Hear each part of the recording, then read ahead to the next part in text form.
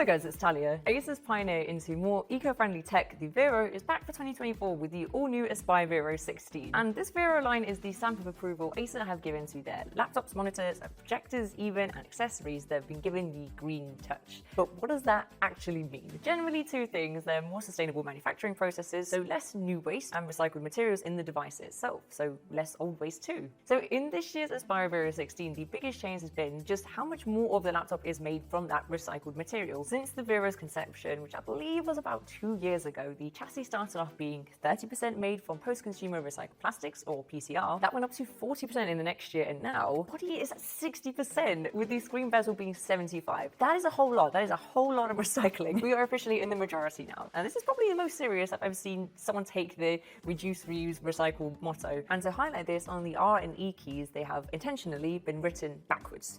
Reverse. So the recycled build material covers the reduced part because it means less new plastics, and as for the reuse and recycle, they've made sure it's really easy to get into if you want to upgrade or repair the laptop by using standard screws. And once it's finally reached the end of its very long life cycle, you are able to recycle the laptop itself. Pretty cool. There's also no paint or additives on the finish itself, which gives the recycled build material this really distinct speckled design. That's the way I would describe it. And this is really only noticeable up close. From afar, it has this new kind of matte grey greenish color. It's really nice. It reminds me of a stone, really. It's even indented on the top cover to almost mimic concrete. Definitely pretty interesting if you like unconventional design, as it doesn't so much look like a piece of tech as it does more a part of nature. The texture design you see on the back is something that used to be seen all throughout the laptop, but actually they've smoothened out at the base now, which I like because it means it's more pleasant when you're typing. There's also these teal blue rubber accents to stop any scrapes that might happen, which is very nice. And I remember last year these used to be a sort of radioactive yellow color, which is cool, but I personally like to think they've opted for this more calming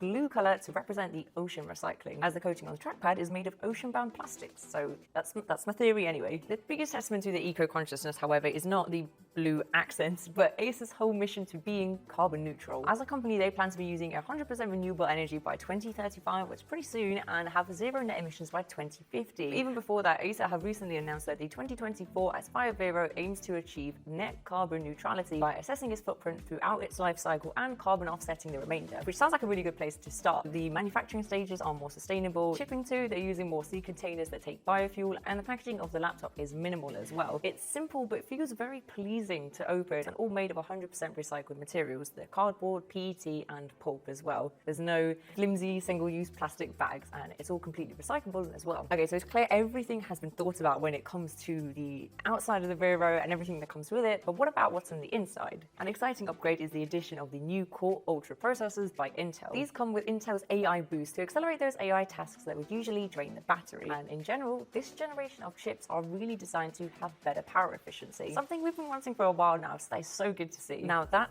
alongside a big 65 watt-hour battery, means we can expect the Vero to last the whole day. I've been using this periodically over the span of about 3.5 days, and I've not had to plug it in yet. I honestly don't know how, but I'm very impressed. And still going. Some 46%. What the hell? There's also onboard graphics with Intel's integrated graphics and faster memory with LPDDR5X at 6400 MHz, and it's upgradable to 2 TB of storage with 2 PCIe Gen 4 slots. And like I mentioned before, getting inside is really easy. The base of the chassis is super sturdy to pop in and out, and when you open it, everything just feels very roomy. All of the components have plenty of breathing space with dual fans and copper heat pipes as are cooling inside. So the design from last year is all new. It's bigger, but yet thinner, over 1mm thinner than April's 2023 Aspire Vero 15, even though that was a smaller laptop. And this screen is 16 inches with a 60 by 10 aspect ratio that feels very spacious. And this year for resolution, we have an extended Quad HD display, 2.5K, which is very good to see. It feels super crisp. And you also have the option of a 1920 by 1200 with an additional touchscreen variant. Maybe if you need to share your work with a team or just like that touch functionality, that might be for you. And I love that the bezels around the outside of the screen have been made thinner. That is always a welcome change. This overall just looks like a really large and bright screen. There's also a Quad HD camera at the top with a very discreet privacy shutter, really crisp and clear for taking video calls, and all these laptops from Acer come with a lot of nifty AI in that sense. There's Acer Purified View for video calling, there's glance correction software, a natural background blur, and noise reduction in the image quality.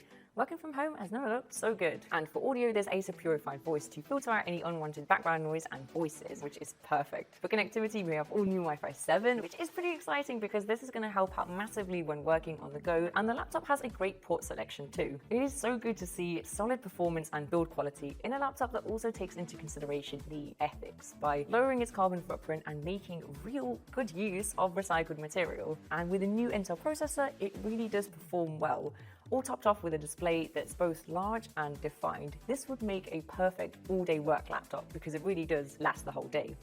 It's lasted me 3. Let me know what you think down below, and I'll see you next time. Bye guys.